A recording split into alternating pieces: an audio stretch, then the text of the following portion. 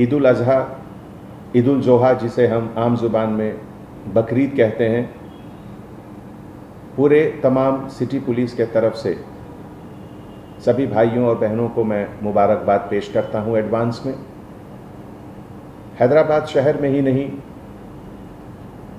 पूरे हिंदुस्तान में, पूरी दुनिया में पिछले 5-6 महीने से जो एक माहौल चल रहा है जिससे आप वाकिफ़ हैं, ये जो वबा है कोरोना वायरस का, इसके कारण तमाम ज़िंदगी बिल्कुल एहतियात के साथ निकल रही है।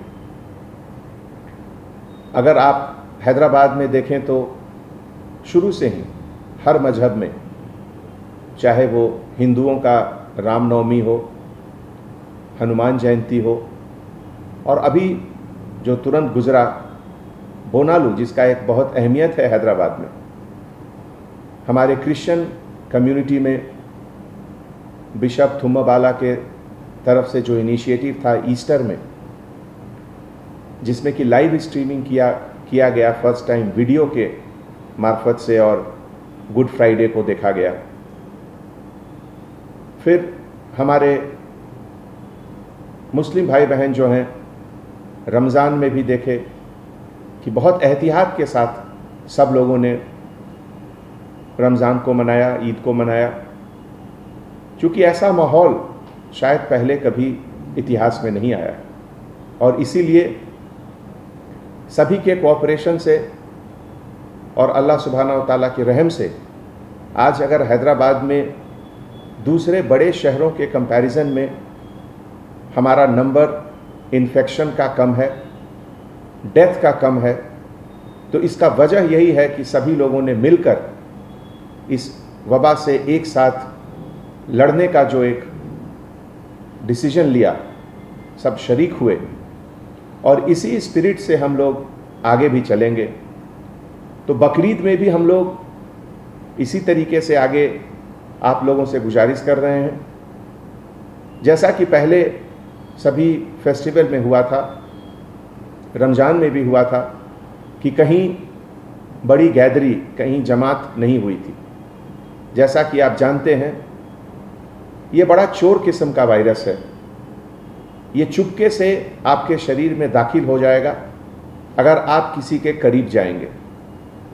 2 गज की दूरी बहुत ज़रूरी है, और इसीलिए हमारे गवर्नमेंट के तरफ से और हमारे बुज़ुर्ग आलिम के तरफ से लगातार कोशिश है।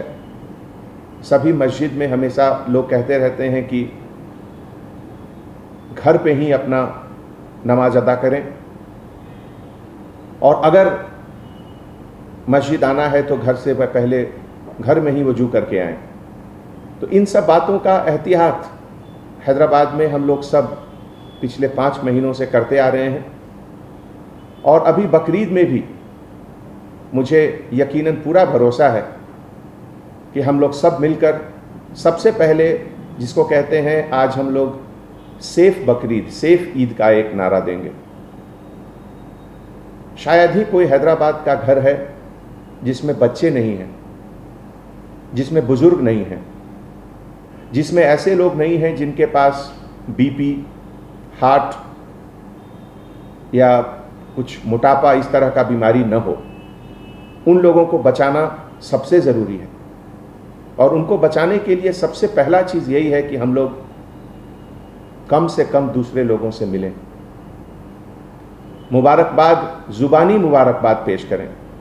गले मिलने की ज़रूरत नहीं है, माहौल ऐसा है। अगर जान बचेगी तो आगे आप अगली बार 4 और बकरे भी कुर्बान कर सकते हैं, लेकिन अभी बुज़ुर्गों को बचाएं, बच्चों को बचाएं। इसीलिए जो बड़ी बड़ी मस्जिदें हैं, जैसे मक्का मस्जिद, शाही मस्जिद, वहाँ के जो कॉम्पिटेंट अथॉरिटी हैं उनके तरफ से भी है ज़रूर। माहौल अभी कोई बहुत बदला नहीं है रमज़ान के महीने से। रमज़ान के महीने में अगर आप देखिए, total number of positive cases जो आए थे हैदराबाद में ही नहीं, तमाम हिंदुस्तान में, उस महीने के कंपैरिजन में अभी नंबर्स ज़्यादा हैं। इन्फेक्शंस के नंबर भी ज़्यादा हैं और जिसके कारण डेथ के नंबर भी ज़्यादा हैं। तो ऐसे हालात में कहीं भी जमात का इकट्ठा होना बिल्कुल ठीक नहीं है। जैसा कि आप लोगों ने वर्ल्ड हेल्थ ऑर्गेनाइजेशन के गाइडलाइंस पढ़े होंगे, Indian council for medical research ICMR के तरफ से जो लगातार गाइडलाइंस निकलते रहती हैं, उसमें भी इसका जिक्र है कि किसी भी तरह का रिलीजियस गैदरिंग किसी भी मज़हब का वो बिल्कुल ठीक नहीं है अभी। और वही एक ऐसा मौका है जहां ये वायरस जहां अभी तक नहीं गया वहां भी जा सकता है एक दूसरे के ट्रांसमिशन से। तो ऐसे माहौल में किसी भी तरह का गैदरिंग बाहर बिल्कुल उचित नहीं है। और मैं आप सबों से हाथ जोड़कर गुजारिश करता हूं कि आज की तारीख में अगर सबसे ज़रूरी चीज़ कुछ है तो आपका ज़िंदगी, आपका जीवन, आप स्वस्थ रहें, आप हेल्दी रहें, इससे ज़्यादा ज़रूरी कोई चीज़ नहीं है। और सिटी पुलिस के तरफ से मुझे बहुत खुशी होगी कि अगर आप सभी को ये समझाएं कि ऐसे मौके पे अभी जो एहतियात रमज़ान में सब लोगों ने दिखाए थे वही अभी बकरीद में भी रखें। कोरोना वबा से जो लोग इफ़ेक्टेड हुए और उसको हराकर, जिसको हम लोगों ने नाम दिया कोरोना कॉन्करर, कोरोना को हराकर जो वापस डिपार्टमेंट में दोबारा ड्यूटी शुरू किए, वो हमारे लिए सोर्स ऑफ इंस्पिरेशन है। उनका कॉन्फिडेंस हमारे लिए, हम सब के लिए एक मिसाल है। एक बात उसमें से एक हमारे ऑफिसर ने बहुत अच्छी कही, वो मैं यहाँ पे कहना चाहता हूँ। चूँकि बकरीद के समय सैक्रिफाइस, कुर्बानी दी जाती है, तो एक चीज़ का जहन में ज़रूर रखें कि जो कसब कसाई लोग हैं, जो कुर्बानी करते हैं, जो काटते हैं जानवरों को, वो सेहतमंद हैं या नहीं, उनका सेहत बहुत ज़रूरी है। अगर वो खुद सेहतमंद नहीं है तो वहाँ से भी ये वबा दूसरे जगह फैलने की गुंजाइश रहती है। तो मैं आप सबसे गुजारिश करता हूँ कि जहाँ से भी आप लोग जा रहे हैं गोश्त लाने, एक बार उसका भी ध्यान रखें कि जो कसाई लोग हैं उनका हेल्थ बहुत ज़रूरी है पूरे सोसाइटी के लिए, बहुत बहुत ज़रूरी, बहुत सबक मिलता है। और आज की तारीख में उस कुर्बानी की अहमियत पहले से ज़्यादा है। आज सबसे पहले तो मुझे कुर्बानी देनी है अपने उन सभी आदतों की जिसके कारण ये कोरोना वायरस बढ़ सकता है। मुझे कुर्बानी देनी है कि मैं किसी से गले मिलकर उसको ग्रीट नहीं करूं, ज़ुबानी ग्रीटिंग्स करूं। ये भी एक तरह का कुर्बानी है, क्योंकि सब लोगों को गले मिलना बहुत अच्छा लगता है और पहले लोग मिलते भी थे और अच्छी बात है। लेकिन अभी के माहौल में उसकी कुर्बानी देनी होगी, उससे अलग रहना होगा हम लोगों को। इसी तरीके से जो हमारे घर में जो बुज़ुर्ग हैं, किसी भी हालत में उनको बाहर नहीं आने देना है। जो छोटे बच्चे हैं उनको बाहर नहीं आने देना है। तो इन सब आदतों की कुर्बानी देनी है।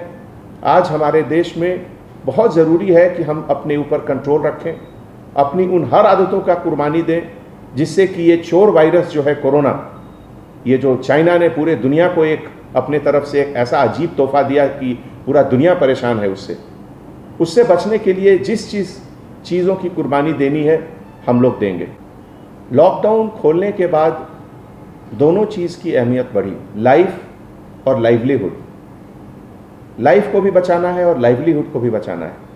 ख़ास करके जो हमारे गरीब लोग हैं, जो सुबह से शाम को मेहनत करके रात का खाना खाते हैं, अगर उनकी रोज़गार हम लोग बंद कर देंगे तो ये बहुत बड़ा गुनाह होगा। और इसीलिए रोज़मर्रा की ज़िंदगी हमेशा आगे चलती रहनी चाहिए। और पब्लिक में जो अवेयरनेस है पहले से बहुत ज़्यादा हुआ है। 90 to 95% लोग मास्क लगाकर रोड पर चल रहे हैं, लेकिन अभी भी लगभग 2000 से 2500 लोगों को सिटी पुलिस के तरफ से हर रोज़ फाइन होता है कि वो पब्लिक प्लेसेस पे मास्क के बिना घूमते हैं। मैं उन सभी से गुजारिश करता हूं कि आप अपने लिए, अपने परिवार के लिए, अपने बच्चों के लिए, उनकी सेहत के लिए ज़रूर मास्क पहनें। आप हेल्दी हो सकते हैं, लेकिन आप इस वायरस के कैरियर भी हो सकते हैं। हो सकता है कि आप में ये सिम्टम न दिखे, लेकिन आपके संपर्क में जो लोग आएंगे उनको ये जरूर इन्फेक्ट करेगा। इसीलिए नंबर अगर थोड़ा ऊपर जा रहा है या थोड़ा नीचे आ रहा है, उससे अपनी सावधानी में कमी नहीं होनी चाहिए, एहतियात ज़रूर बरतना चाहिए। कम से कम अभी मुझे लगता है कि 2 से 3 महीने तक तो बहुत ज़रूरी है कि हम लोग स्ट्रिक्टली फॉलो करें, इम्प्लीमेंट करें जो भी गवर्नमेंट की गाइडलाइंस है, ICMR की गाइडलाइंस है।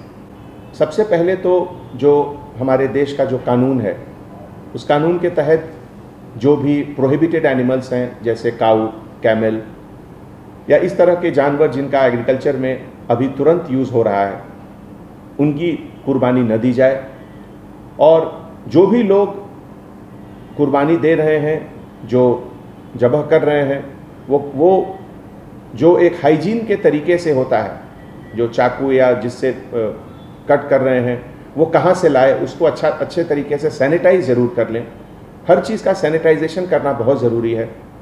एक बहुत अच्छा सिलसिला है बकरीद में कि लोग गरीबों को देते हैं, अपने पड़ोसियों को देते हैं गोश्त। उसमें भी थोड़ा सावधानी बरतें कि अगर एक जगह से कहीं इन्फेक्टेड गोश्त बाहर निकल गया तो वो बहुत लोगों को इन्फेक्ट कर सकता है। इसीलिए हमने पहले गुजारिश की थी कि जो कसब लोग हैं उनका हेल्थ बहुत इम्पॉर्टेंट है, कि वो स्वस्थ हैं, वो कैसे हैं, और घर में जो भी लोग कटिंग कर रहे हैं उनका हाथ साफ रहना चाहिए। जहाँ तक संभव हो हाथ में दस्ताने पहन लें, ग्लव्स पहन लें, और उसके बाद ज़बह करें तो बेहतर होगा। जो हमारे बुज़ुर्ग हैं, हमारे इस्लामिक स्कॉलर हैं, जो हमारे आलिम हैं, उनसे मैं दरख्वास्त करता हूँ कि कुछ रास्ता निकालें, कुछ सोचें। क्या 2 ईद की नमाज एक वक्त में हो सकती है क्या? इस तरह का कुछ सिलसिला अगर सोचकर वो कुछ निकालेंगे तो इसमें सबकी भलाई है, सभी के हेल्थ के लिए, सभी के ये वबा से बचने के लिए थोड़ा मदद मिलेगा। ये हमारी एक अपील है, हमारी गुजारिश है। Subscribe to our channel by clicking the subscribe button. Click the bell button and enjoy the latest uploads from our channel.